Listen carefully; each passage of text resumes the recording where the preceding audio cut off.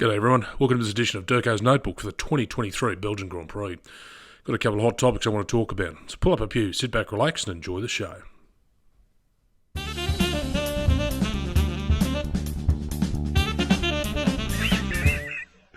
You wouldn't fucking read about it. So as we cross another date off the F1 calendar, we've returned to Belgium and to the Stavelot region where the beautiful Spa-Francorchamps circuit is located. It's one of the most beautiful circuits, I believe, and it's a real driver circuit. Up there, I believe, with, you might not agree with me here, but I certainly say Suzuka, the likes of Monza, and the Circuit Gilles Villeneuve as my top circuits. It's a real driver circuit. It has, of course, come under controversy for the fatalities that have occurred there over time, and it has, for that reason, come under the criticism, and it's brought itself into some doubt as to its future on the calendar. But anyway, it's a beautiful circuit. It's a real challenge. The Raidillon Eau Rouge section, coming up to La Source, the Kemmel Straight. I mean, not many circuits in the world have a corner that has no name, but the Spa-Francorchamps circuit does, and it's the reason I just love the place. It's just a beautiful circuit to watch cars go around on. Now, of course, I criticise, obviously, my feelings about Miami and potentially what Las Vegas is going to be like as just a car park race. That's why I think circuits like Spa need to remain on the calendar. During the sprint rounds, we were witness to a matter that a lot of people expressed their opinions over it. It was the coming together of Lewis Hamilton and Chico. Now, clearly it was a wet circuit, and obviously for licensing and copyright reasons, I can't replay the video of the onboard on Hamilton's car, but there is an onboard video you can see if you Google it, and you can see Hamilton's coming up inside of Chico because Chico's just struggling with that car and can't get his grip on it, so to speak. He just can't dial into it. So Hamilton's come up the inside on a wet circuit. He has admittedly lost traction or he got a loose end, and as I've done some rally driving myself over time, when you get a loose end, you've got to steer into it to cancel the slide, and that's all Lewis has done. And in doing that, there's a bit of a tank slap effect, and he's gone into the side of Chico, damaging his side port. Now, Lewis has obviously copped a 5-second penalty for it. I thought it was a racing incident. A lot of people disagreed with me.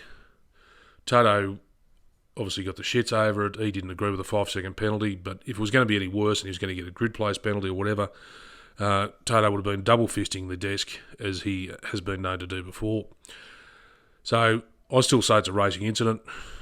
People say in defence of Chico he was out of the action because he buggered his car and couldn't drive it anymore, lost all his downforce and mechanical grip, or air effects grip I should say, because of the damage that was done. So we'll move on from that. I claim racing incident. Some people say fair penalty. But it's what the FIA stewards at the time do, and Derek Warwick was one of them this weekend.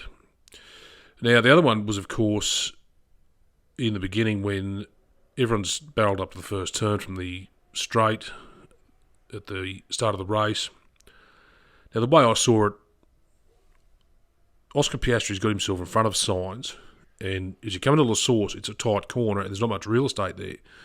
So from what I could work out, Piastri's got himself in a position where I believe he had the racing line, even though he'd jammed himself right up hard against the wall. And it's my opinion Sainz was at fault, didn't give him enough room, buggered Piastri's race, put him out. Some people say, look, it's a racing incident because it's happened on the first lap.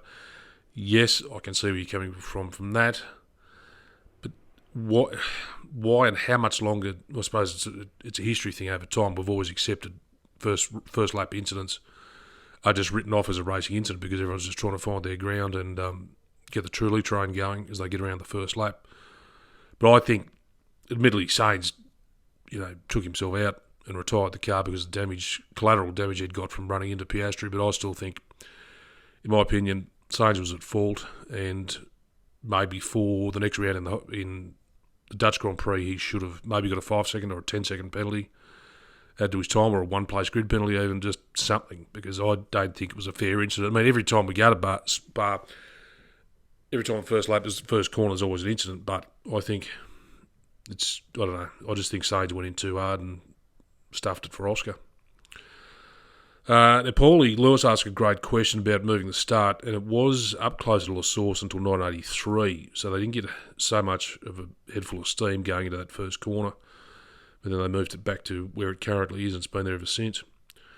Now, obviously, the other news with Alpine is obviously they had a pretty shit season, and it hasn't been all that great for them since Otmar got there after he got arseholed out of Aston Martin, or Racing Point as it was then, to come to Alpine. Now, he's obviously got the Don't Come Mondays after what's happened at Belgium. They turned up and had some good results overall, the team. I mean, in the sprint race, Gasly was up there and got a podium. Good to see they might be coming back a bit. But obviously the Renault Group management have made the decision that Otmar and Alan Permain have got to go. So they're gone. After 34 years, Alan Permain's gone. He's no longer at Enstone. He's looking for another job.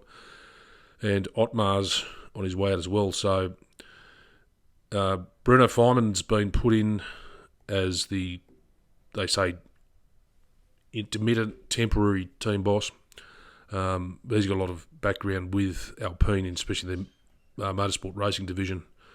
And he's just turned up the whole political spiel of, yes, this is whether the board want to go forward with the team and the investment into racing in F1 and the return on the investment for what they're putting into it. Now, I'm going to give credit to Zave Kopsiaftis. He asked a great question to me. He said, DURKO, what are your thoughts on Matteo Binotto potentially coming back to head up the Alpine team? And there's absolutely no talk of it, Zave, but it's certainly an option that may be considered by some. But that's a great question from you, and full credit for that. So that's it for this edition of the Notebook. Not much to talk about, really. Overall, it wasn't the most exciting race. We saw some good results from the Williams. Again, Logan Sargent's having a real cracker at trying to deliver in that car that's clearly underdeveloped because of the budget restrictions. Alex Albon had another go, but Yuki Tsunoda, he came home to get a point in 10th. And, he's really under the spotlight since Dan Rick got there for the last two races, and will continue to be for the rest of the season to see if Dan Rick can ultimately outdrive him for the rest of the season. But well done to Yuki. I think full credit to him for getting that 1 point. It's a big morale boost for the team, at least, even just getting 1 point for them. Yes, that's it. And I'm going to take a bit of a break from the desk. And, while you guys enjoy summer break over there, we're coming out of our winter here in Australia. And I'll be back in a couple of weeks' time with another notebook for the Dutch Grand Prix. Until then, thanks for watching. Bye-bye.